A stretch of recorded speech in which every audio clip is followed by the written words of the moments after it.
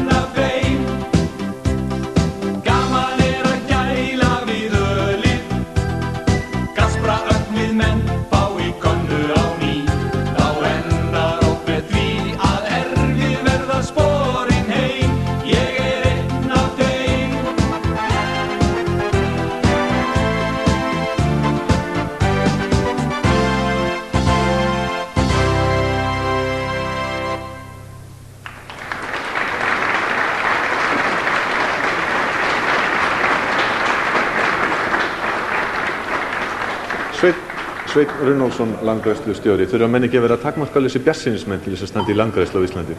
Jú, en það hefst ekkert nema með því. En við höfum líka vissulega ástæðu til þess að vera bjartsýnir. Alþingi Íslendinga hefur ályktað að stöðva hraðfara gróður og jarðvegseyðingu fyrir næstu aldamót. Ríkisstjórnin hefur sett það markmiði að stöðva eyðinguna þar sem þessi kostur fyrir aldamót. En kannski nú viðhorf almennings og þjóðarinnar til þessa málaflokka sem að gefa nú tilefni til mestu bjartsýninnar. Markmiðin eru það mikilfengleg og umfangsmikil að við náum ekki þessum árangri nema þjóðin öll taki þátt í þessu starfi og það gaman að viðtökur þjóðurinnar gagnvart hinum ýmsu átökum eins og átaki í landgræðslu og átaki í landgræðsluskógum og núna átaki í Ríómanna. Það gefur náttúrulega stórkostleg tilefni til mikillar bjartsýni og þá tekst þetta. Hvað þarf mikið til? Hvað þarf átakið að aukast mikið ef við getum spurt að því?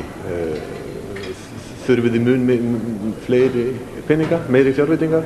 Já, það þarf að, ég vil segja að opinbera þurfi raunverulega að stokka alveg upp forgangsröðun sinni opinberu framkvæmda og verkefna.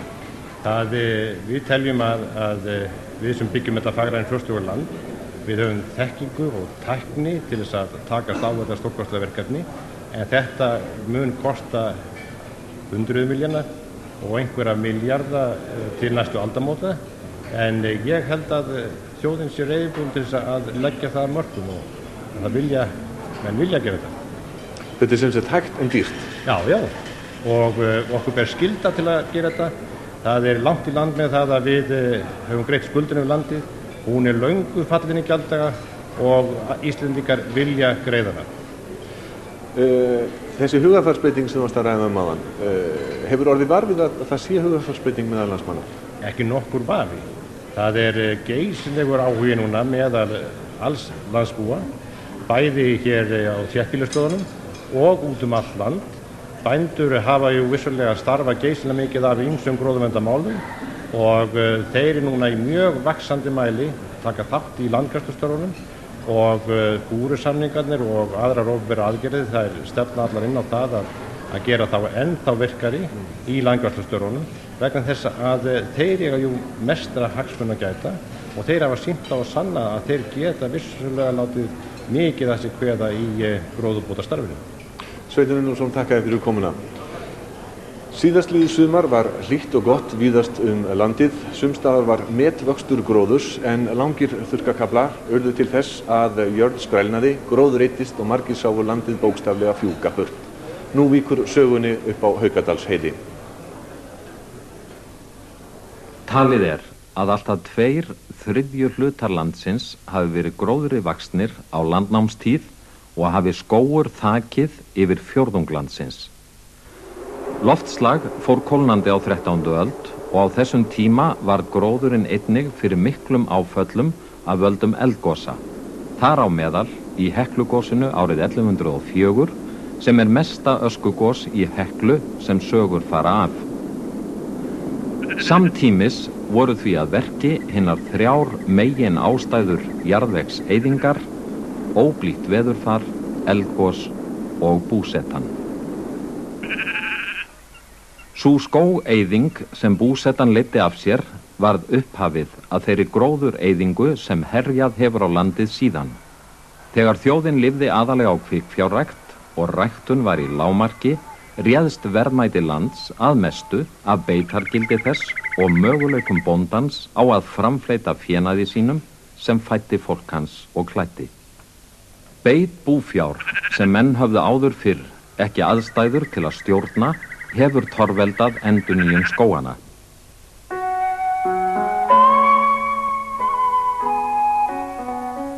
Auðnir Íslands eiga sér fáar hliðstæður nema þá helst í eyðimörkum hitabeltisins. Í yfirborðslögum Örfokalands er lítið af mikilvægum næringarefnum og því er hætta á ofþornun. Þessir þættir ásamt fleirum leggjast á eitt við að hamla endurheimt gróðurlendis á Íslandi. Sjálfgræðsla lands er því oft mjög hæg hér á landi og áratugir geta liðið áður en Örfokaland fer að gróa upp aftur. Aldir hafa liðið síðan sum svæði urðu örfoka og enn eru þau ógróin. Uppgræðsla með fræi og áburði getur einnig verið mjög erfið við þær aðstæður sem ríkja víðast hvar á Örfokalandi.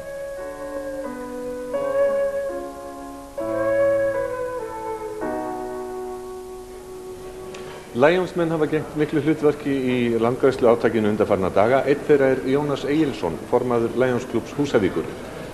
Jónas, heyrðu í mér? Já. Sæll og blessaður. Sæll og blessaður. Hvað það sem að Lionsmenn hafa verið að gera undanfarna daga? Já, við höfum verið að selja plötur og kassettur. Og hvernig hefur það gengið? Það hefur bara gengið þokkalega vel. Við erum með 4 plötustæði hér á Húsavík og 1 á Þórbergsgeri. Ég veit ekki nákvæmlega hvað hefur selst mikið en þetta gengur þokkalega vel held ég. Og Þingeyingar eru miklir áhugamenn gróðurvernd. Já, við sjáum nú stundum merkin af landinu. Það ríkur dálítið á Hólsfjöllunum. Og ofan af Hólsfjöllum og Mývatnsöræfum. Já. Og við veitum að þörfin er næg. Þannig að þið vitið manna best hvað það er mikil nauðsyn að græða landið upp aftur. Ég veit ekki hvort við vitum það manna best en við vitum það. Og til sannindamerkis Talbogi. Já. Geti sagt þér að einn gamall maður á dýraðisaldri. Já. Hann kom og keypti plötu, geisladisk og kassettu. Og ég sagði við hann, hefurðu tæki til að spila þetta hvert fyrir sig? Nei, sagði hann, það gerir ekki til en þetta eina leiðin fyrir mig að leggja lið. Þakka þér kærlega fyrir Jónas og við víkjum okkur suður yfir heiðar norðan af Húsavík þar sem að Jónas sagði okkur af þessum manni sem að vildi styrkja landgræðsluna og þetta átak með því að kaupa plötu, kassettu og geisladisk þó hann geti ekki spilað þetta allt saman. Og þá gefum við þeim Ríómönnum orðið á ný. Gjörðu svo vel Helgi P. og félagar.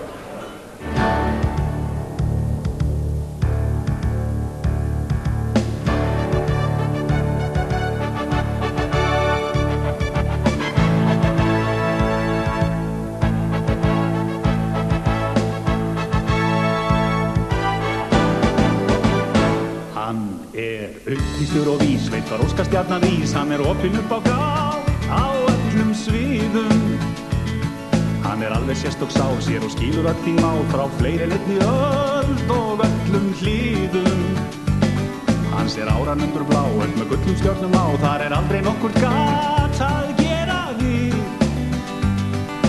Orkan hún streymir frá iljum að hvið, ef hann fær kveisu, slíf bara við.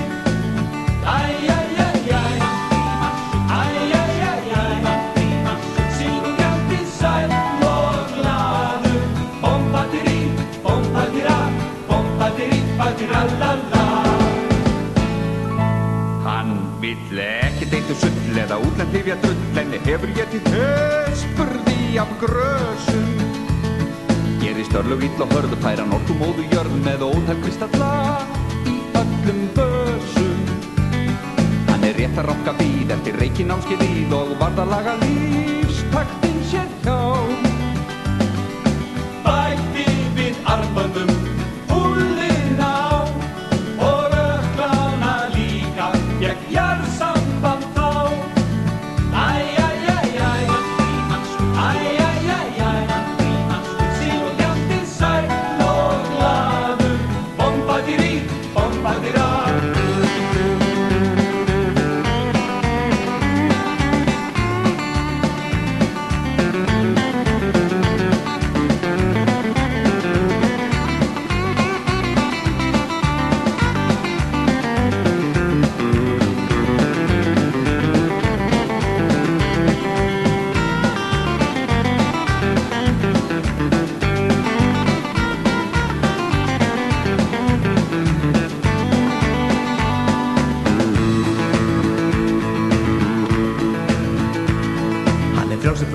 Fann á Snæfellsnesi stein sem að veitir honum voða fína strauma. Hann klár að spá í spil, kann á spádómur og skil og dásamlega fær að ráða drauma. Ekki líður yrði kýp, öll sem þekkir fyrir líf, hann ævagömmul sál en ungur þó. Alltaf á kvöldin í rökkri og ró, ræðir sín próblem við afa sem dó. Æjæjæjæj, æjæjæjæj, syngjandi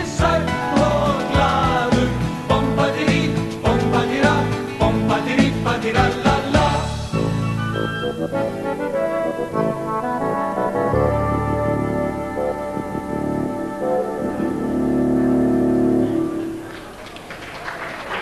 Það vill svo til að annar umdæmisstjóra Lionshreyfingarinnar á Íslandi, Erlendur Eyjólfsson, Eysteinsson fyrirgefðu, einnig bóndi og það enginn kottbóndi ef að ég hef rétt skilið því að þú munt vera mesti fjárbóndi á Íslandi. Þá einnig Stefán Pálsson, bankastjóri Búnaðarbankans, kominn hingað, mikill hestamaður og fyrrum formaður Landssambands hestamanna. Erlendur, hvaðan Lionsmönnum kominn þessi mikli áhugi á gróðurvernd og landvernd? Lionsmenn hafa alltaf viljað vinna að öllum góðum málum og þegar að Rio Trio kom með þessa hugmynd og landgræðslan að þá þótti Lionsmönnum sjálfsagt að taka undir þetta mál af miklum krafti til þess að fá sem mest út úr því og Lions vill græða landið eins og allt annað sem er gott í okkar þjóðfélagi. Stefán, nú hefur stundum verið sagt að sauðfé og hestum, þeim hefur verið kennt gróðureyðingu og gróðurskaða. Eru þetta mestu skaðvaldarnir? Nei, ég held að þetta sé nú ekki mestu skaðvaldarnir. Þetta auðvitað getur þetta spilað saman með veðurfar og öðru slíku. En ég held að sé mjög auðvelt að lifa í sátt við landið, bæði þeir sem að stunda sauðfjárbúskap og þeir sem að stunda hrossabúskap.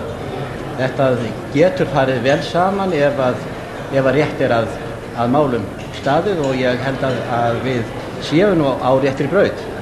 Hrossum hefur fjölgað mjög á undanförnum árum á sama tíma og sauðfé hefur fækkað. Er ekki hætta fólgin þessu? Verða hestamenn ekki að vera sér meðvitandi um hættuna sem að hugsanlega getur fylgt þessu? Jú, þeir eru sér meðvitandi það, af því að ég vil benda á að á síðasta þingi Landssambands hestamanna þá var einmitt gróðurverndarmál og gróðurmál til aðalmál þingsins. Þar var varað við því að fjölga langt umfram kannski þarfir, en ég er fullviss þess að Ísland ber þau hross ef að rétt að málum staðið og þeim beitt á láglendi, þannig að svona landi sem viðkvæmari sé hlíft. Erlendur, þú ert mikill sauðfjárbóndi. Þú ert sammála Stefáni væntanlega að landið, sauðkindin og hrossin geti lifað saman í sátt og samlyndi? Já, ég er fyllilega sammála því.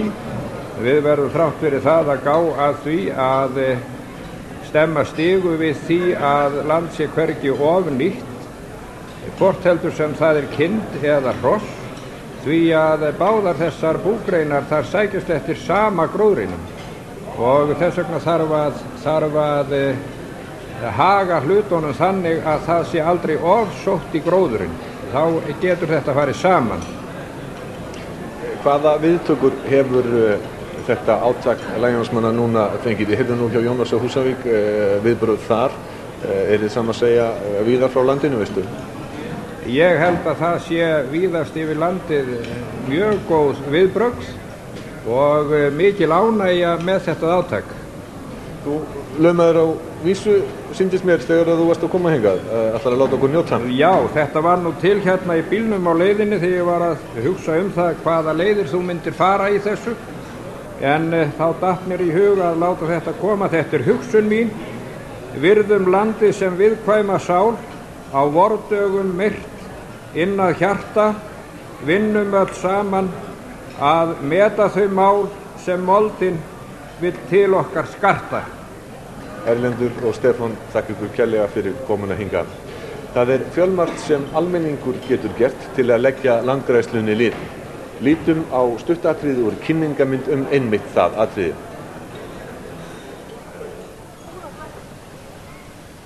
Þegar græða á rofabarð þarf iðulega að stinga það niður til að ná ávölum halla og losna við hvassar brúnir. Nota skal stunguskóflu þar sem ekki verður komið við stórvirkum tækjum. Byrjað á því að stinga niður fremsta hluta barðsins. Rétt að nýta torfurnar sem stungnar eru niður og hylja með þeim neðsta hluta sársins. Því gott að torfurnar séu af viðráðanlegri stærð.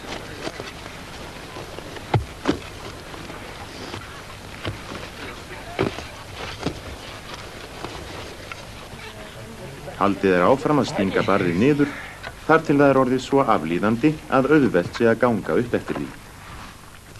Loks sáð í sárið og áburður borinn á.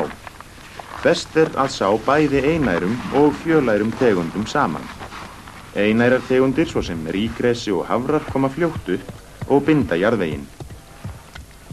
Fræið þarf að fella niður. Nauðsynlegt getur verið að endurtaka áburðardreifinguna að ári og ef til vill oftar og sá jafnvel aftur í skellur sem hafa myndast. Því oft getur verið erfitt að loka rofabörðum fullkomlega. Allt frá upphafi sandgræðslustarfsins hér á landi hefur melgresi verið ein helsta plantan sem notuð hefur verið til að hefta sandfók. Það hentar einstaklega vel til þeirra hluta sökum þess hve harðgert það er. Plönturnar þola vel sandfók, blöðin eru þykk og vaxborin og rótarkerfið djúpt og mikið. Það hefur löngum verið talið að melgresi þrifist ekki vel nema í sandfóki.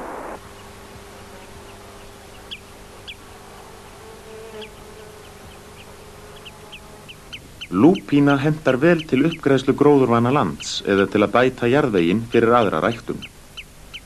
Velja þarf uppgræðslusvæðin gaumgæfilega því að lúpína getur breytt mjög ört úr sér þar sem land ekki algróið. Landið verður að vera friðað fyrir beit eins og þegar trjáplöntun að ræða. Raunar getur það tvennt farið saman ef þess gætt að lúpínan kaffæri ekki litlar trjáplöntur. Ekki má planta eða sá lúpínu í þjóðgarða, né í grennd við aðrar náttúruperlur landsins. Þeir félagar í Ríó hafa sungið saman í 25 ár, ótrúlegt en satt.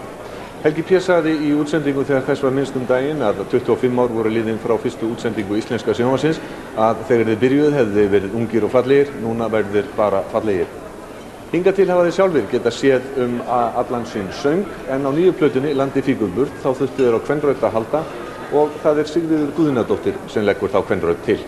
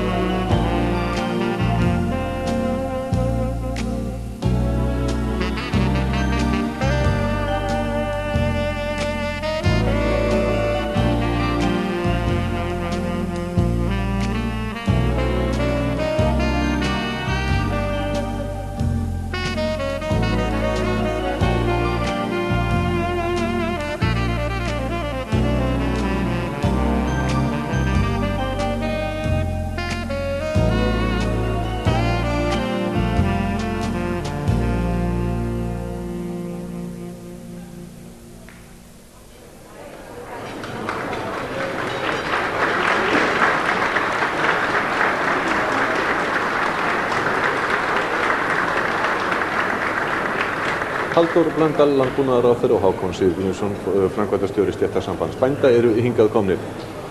Halldór, Sveinn Runnarsson sagði hér áðan að þið þyrfti mun meira til þess að stöðva gróðureyðinguna og það þyrfti meiri pening og það eru mörg góð málefnin sem að berjast takmarkað fé ríkissjóðs. Er pólitískur vilji fyrir því á þessum tímum niðurskurðar og sparnaðar að auka útgjöld til landgræðslu?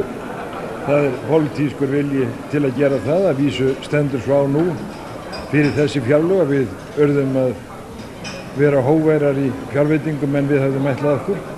Á hinn bóginn var samþykkt ályktun frá Alþingi að eyða eða stöðva gróðureyðingu á þessum aldarfjórðungi, reyna að ljúka því að stöðva hana sem mest fyrir aldamótin og ég vona að það megi takast, annars vegar með opinberum framlögum, með því að almenningur hlaupi undir bagga og með því að skilningur á nauðsyn þess hefur aukist með þjóðinni. Aukinn skilningur með þjóðinni leiðir hugsanlega til aukins þrýstings á stjórnmálamenn að veita meiri fé í þessi máli eða hvað? Já, maður verður þráfallega var við það. Mesti þrýstingurinn kemur frá bændum. Það er í samræmi við þau nýju sjónarmið sem nú er uppi meðal bændastéttarinnar að þeirra rekstur megi ekki vera á kostnað landsins sem bændur hafa raun og skilið frá öndverðu eins og sjá má í Grágás og þeir vilja móta landbúnaðarstefnu einmitt með hliðsjón af því að hluti hennar tengist landgræðslu og skógrækt. Nú er ráðherra að hluta tilbúin að svara þeirri spurningu sem ég ætlaði að beina til þín, Hákon, með það að maður umgengni bænda jörðina og landið hefur stundum verið kennt gróðureyðinguna en nú mun væntanlega fáum vera jafn ljóst og ljós nauðsyn þess að gróður sé sem mestur og bestur. Já, alls sú ræktun sem að menn hafa unnið að á undanförnum áratugum og nútíma tækni, hún gerir bændum nútímans kleift að umgangast landið með allt öðrum hætti heldur en að forfeður okkar gátu. Stéttasamband bænda hefur markað þá stefnu að landbúnaðurinn skuli vera rekinn í sátt við landið og þannig að land gæði batni en virðni ekki. Ég held að bændum sem ég er ljóst, það er lykilhlutverk sem þeir eru í hvað þetta varðar og Stéttasambandi hefur hvatt þá til þess að taka höndum saman við alla þá sem að vilja vinna að landbótum og landnotum.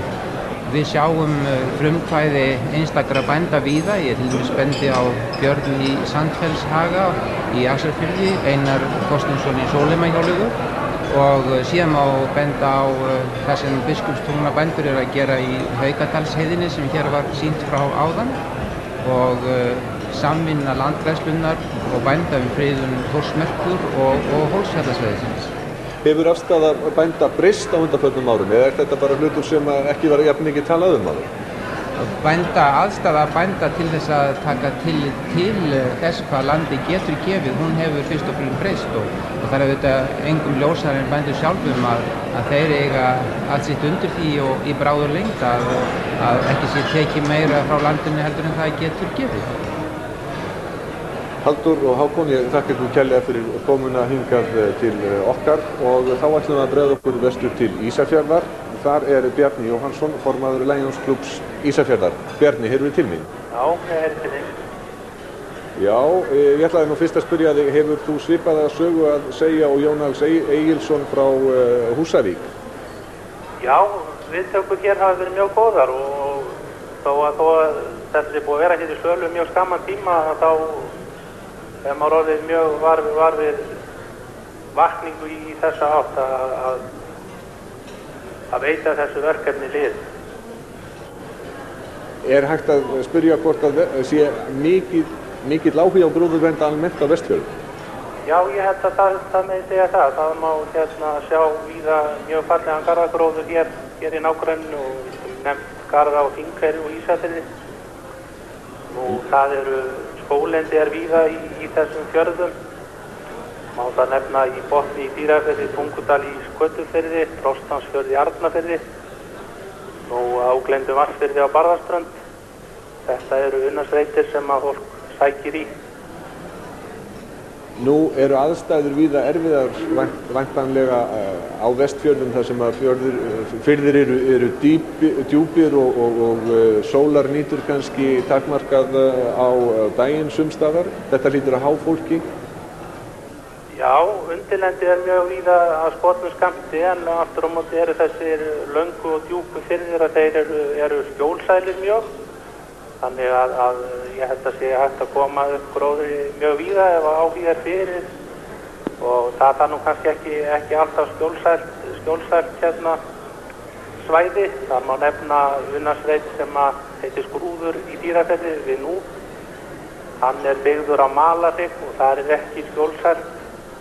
Þar var mikill eldhugi séra Sigtryggur Guðlaugsson og Hjaltína kona sem kom með þessum góður jarðvegur og skjól til staðar ef að ná á árangri. Bjarni, þakka þér kærlega fyrir. Þeir Ríómenn eru hérna ennþá með hljóðfærin sinn, þeir eiga næsta leik.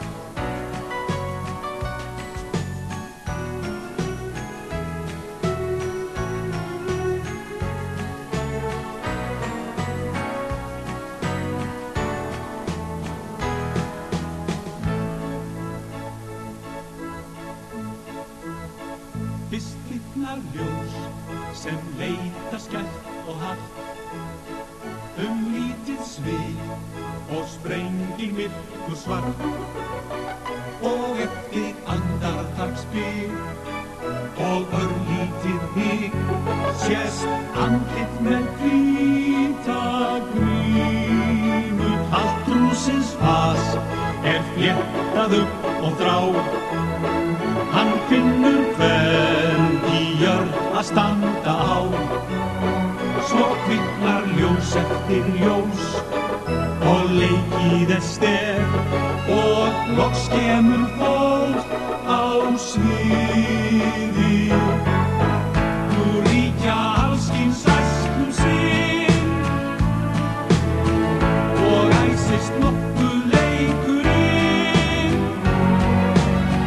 Hann fyrst utan við, en í því vili kemur stúlkan inn.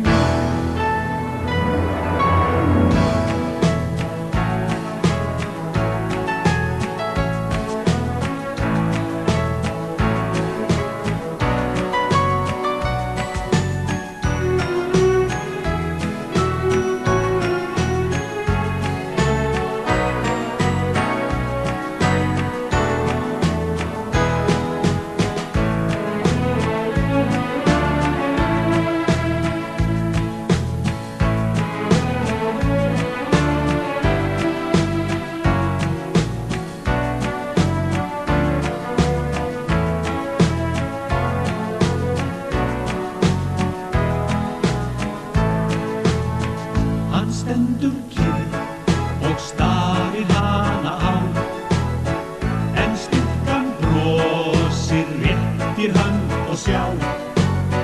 Þau hefja hrífandi dans með hamingjusvip og hlæja en lægir enda sem slitin burt. Hún úr örvum hans. Hann æpir þögnum rómi sigurðs manns. Svo dofnar ljós eftir ljós og loks hann einn og læðist myrkvað sviði. Þá birtist skuggi að baki hans sem breytist hægt í gervi manns. Með reittan ljáum vöxt og ljósið deyr og svo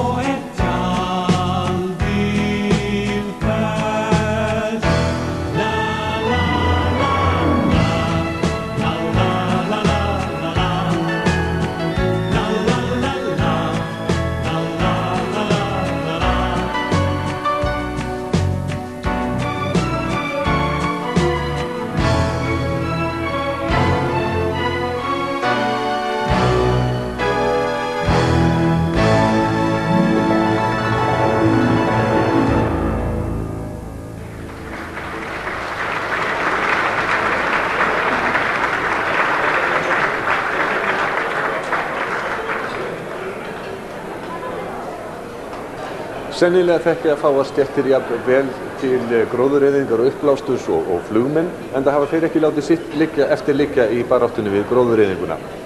Menn sem hafa það atvinnu sinni að stjórna hátæknin í nýtísku þotum klöngrast á sumrin upp í næstum hálfrar aldar gamla DC-3-vél sem flugliðir gáfu Landgræðslunni á sínum tíma og þeir dreifa áburði og fræjum í frítíma sínum. Við skulum kynna okkur þetta merkilega sjálfboðalega starf flugmanna áður en við ræðum við Björn Guðmundsson, flugmann sem hér hjá okkur.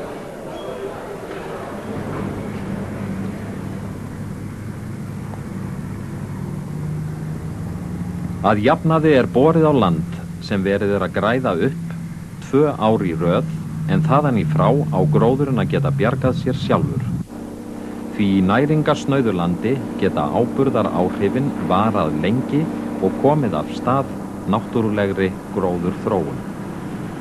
Ætla má að gróður hafi eyðst af 4 milljónum hektara lands frá því land var numið. Mikinn hluta þess lands má klæða að nýju. Við eigum því langa leið fyrir höndum þar til við höfum náð því marki að endurheimta gróðurlendið og landgæðin sem hér voru áður. En fyrst þarf að stöðva þá eyðingu sem á sér stað nú og síðan að hefja landvinningar.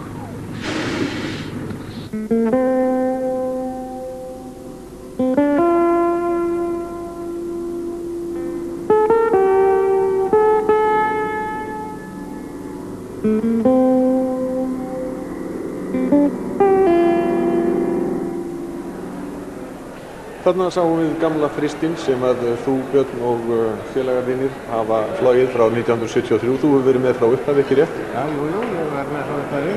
Það hefur aldrei skort sjálfboðalega? Nei, ekki meira viðtalega.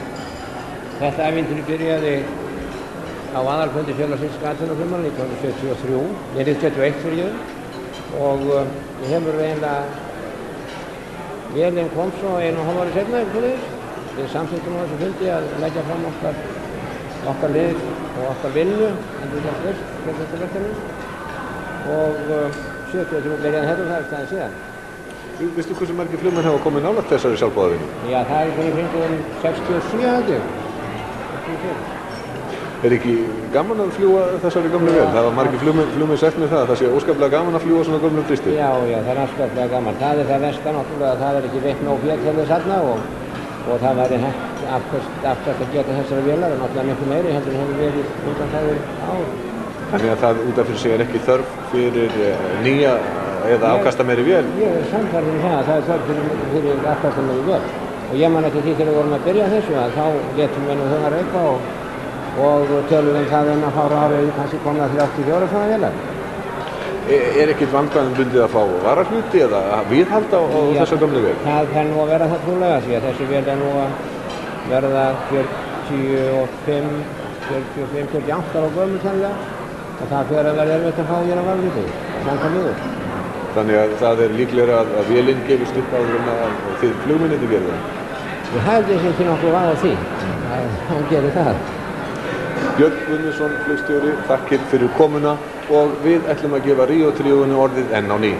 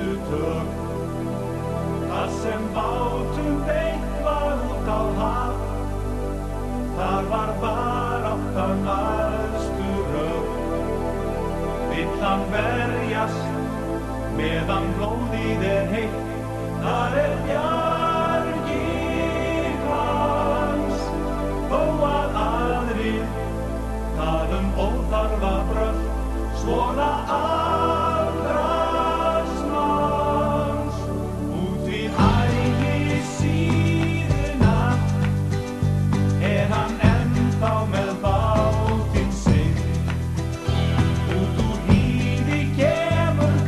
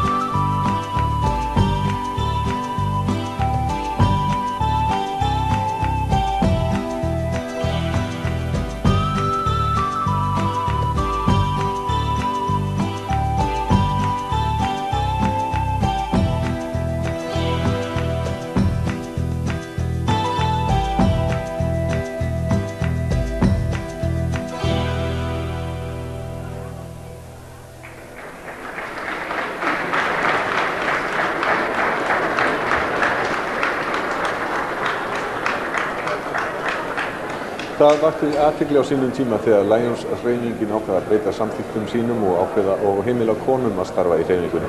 Guðríður Valgeirsdóttir er formaður Lions-klúbbsins Emblu á Selfossi. Guðrún á að vera í símanum. Guðríður, heyrir í mér? Já, ég heyri þið bara, ég kynntur mikið sem formann. Ég heyri hins vegar afskaplega illa í þér. Hvað sagðir þið? Mér heyrðist þú kynna mig sem formann klúbbsins og ég er það ekki. Nú er það ekki, en ég var að vísu fyrsti formaður en Sigríður Karlsdóttir er núverandi formaður. Já, ég skil. En þú getur engu að síður væntanlega sagt okkur hvernig gengur í landgræðsluátakinu hjá okkur þarna fyrir austan. Það gengur vel, við styðjum þetta sjálfsögðu heilshuga og við sendum landið hingað burt fyrir viku hérna út í vöruhúsi á Selfossi og ég held að því að mestu leyti búið að selja það sem við fengum. Já. Það er greinilegt að fólk vil styðja þetta átak. Já. Veistu hvað margir hafa starfað að þessu hjá okkur? Að selja kasseturnar og það. Það eru kannski svona 10-15 konur. Við tókum þetta af okkur. Það eru 2 Lions-klúbbar á Selfossi en við tókum þetta af okkur. Stelpurnar eins og við kallum okkur. Já. Guðríður, ég þakka þér kærlega fyrir spjallið og við víkjum sögunni aftur hérna suður yfir heiðar í Perluna í Reykjavík. Hingað er komin Eiður Guðnason, umhverfisráðherra. Gróðurvernd, landvernd er umhverfismál í víðasta skilningi, eða hvað? Jú, og það er áreiðanlega okkar mikilvægasta verkefni í umhverfismálum nú stundir.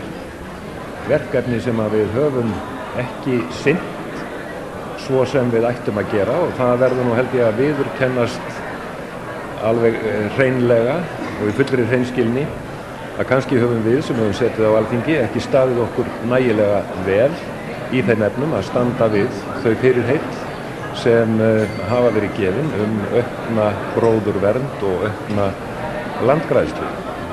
Er þetta hluti af því að fólk er farið að hugsa meira umhverfið sitt, að fólk er farið að tala meira og verða sem miklu meira meðvitað þessar hluti? Já, það hefur orðið vakning hjá þjóðinni í umhverfismálum.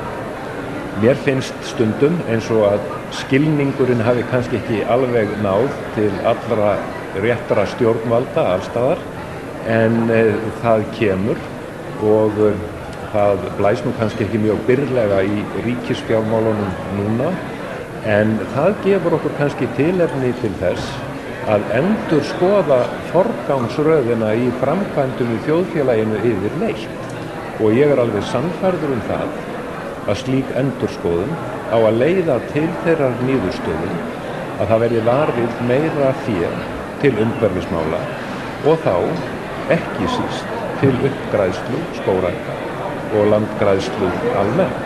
Ég held að svona ný forgangsröðun sé tímabær og í takt við tímann. Eiður Guðnason, ég þakka þér fyrir komuna og spjallið hérna í kvöld og við ætlum að fara aftur í tónlistina. Ríó-félagarnir 4 taka aftur við og nú hafa þeir sér til fulltingis Sigríði Guðnadóttur aftur og Sigríði Beinteinsdóttur.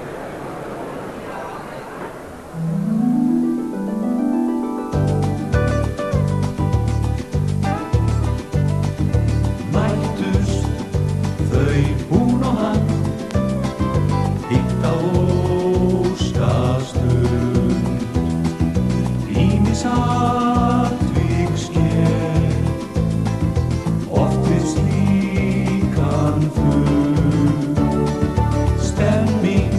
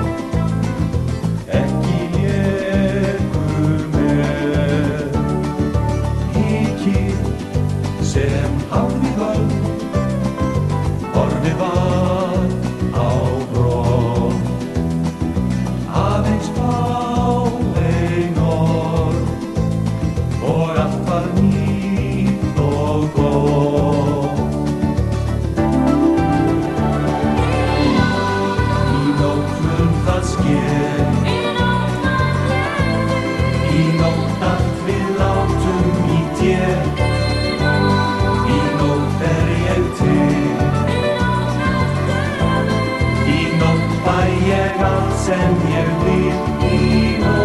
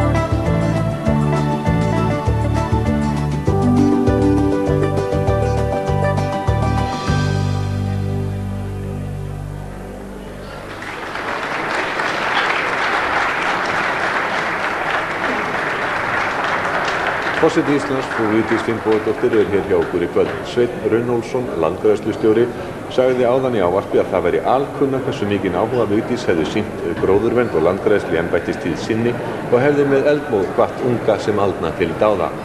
Vigdís, þú hefur sagt að lengi framan af hafði þjóðin ekki sinnt gróðureyðinguna, enda verið landlæg trú að mannlegur máttur fengi ekki rönd við reist. Hefur þetta breyst núna eða hvað? Já, þetta hefur breyst geysi mikið og svo mikið til eins betra að það varla hægt að trúa því. Það nú meðal annars að þakka ykkur fjölmiðlamönnum að tíðindi ná eyrum manna og augu hafa lokist upp fyrir því að landið raunverulega að blása undan fótum okkar og það nú svo með okkur mannfólkið ef við höfum eitthvað fyrir augunum allan daginn þá tökum við ekki eftir smáatriðunum. En þegar farið að tala það hvað þurfa að gera og benda fólki á sjálfa jörðina, þá taka menn eftir því og fara að sýna því. Og við eigum skyldur við landið og við eftirkomendur okkar í landinu? Já, þetta nú einu sinni landið sem við eigum og það eru sérréttindi að fá að ganga á landi sem maður á sjálfur og þá ber maður auðvitað leið ábyrgð á þessu landi. Við höfum rætt mikið þessa hugarfarsbreytingu sem hefur orðið meðal fólks og þú nefndir það núna að það væri hugsanlega fjölmiðlaumræða líka sem hefði þar einhver áhrif á. Hefur þér fundist þessi afstaða breytast mikið núna á síðustu ári? Mér hefur fundist vera algjör kúvending og ég held að það sé að hluta til einnig af því að börnin og æskan í landinu hún hefur veitt þessu athygli og foreldrar hafa aftur á móti gert sig grein fyrir því að þau geta glatt börnin sín með því að taka þátt í uppbyggingu gróðurs með börnunum. Nú svo hefur auðvitað þessi áhugi á sumarbústöðum og að græða upp í kringum smáhýsin út á landi það hefur stuðlað að því að fólk fyrir að hugsa meira jörðina í kringu sig. En þetta í raun og sann vakning sem eins og hefur verið nefnt, hugarfarsbreyting hjá landsmönnum að þeir vilja ekki missa landið frá sig, þeir vilja ekki að það blási svona upp fyrir augunum á. Og þú hefur ferðast mikið landið, þetta eins allstaðar? Já, það eins allstaðar. Fólk farið að trúa á það að eitthvað geti vaxið. Og það ekki bara þjóðsaga hér hafi verið svona mikið gróður áður fyrr. Það staðreynd og við eigum að færa landinu aftur þar sem frá því hefur við tekið. Að lokum ráðleggingar til fólks, til almennings, hvernig á það umgangast landið? Með sömu virðingu og við umgöngumst þá sem í kringum okkur og ekki síst með sömu virðingu og kærleika og við höfum til barnan okkar. Í landið framtíðin eins og börnin.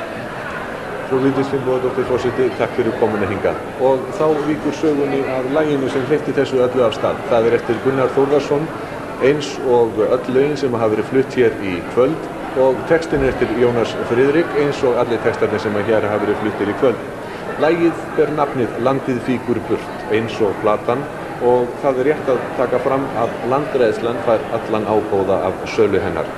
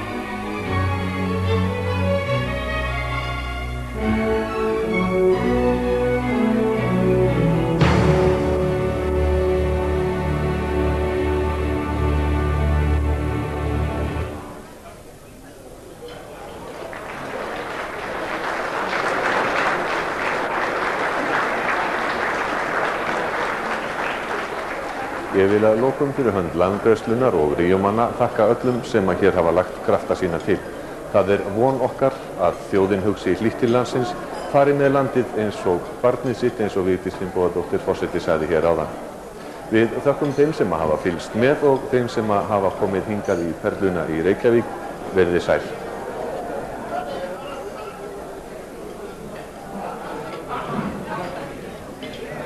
Já.